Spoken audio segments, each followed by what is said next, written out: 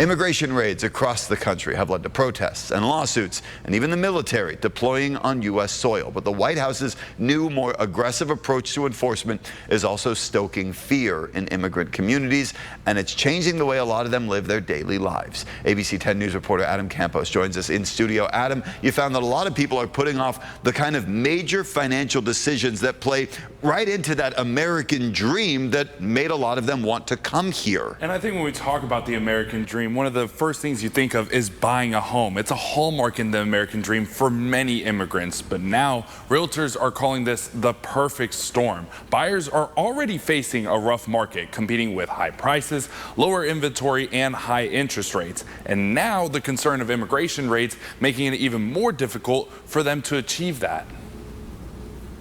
In the last month, our lead intake has been dropping big time. We used to get, I don't know, between 10 to 20 buyers requests to get pre-approved in a month.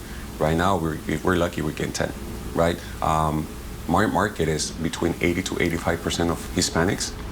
And David has been a realtor in San Diego for nearly 2 decades, and he says this is an obstacle he and his team would have never thought they'd see. Not only are his clients scared to start the process, David and other realtors I spoke to say clients will be just a few days away from closing their deal on their new home, and they decide to withdraw. The people backing out just feel it's too risky to make this big of a financial commitment without knowing if they'll be here in the States or not. And one real estate expert says there's something to consider with these households when they look to buy a home.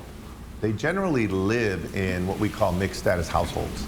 So it's not like undocumented people only live with other undocumented people. They generally live with citizens, and they might be married to a citizen. They may have kids here in this country.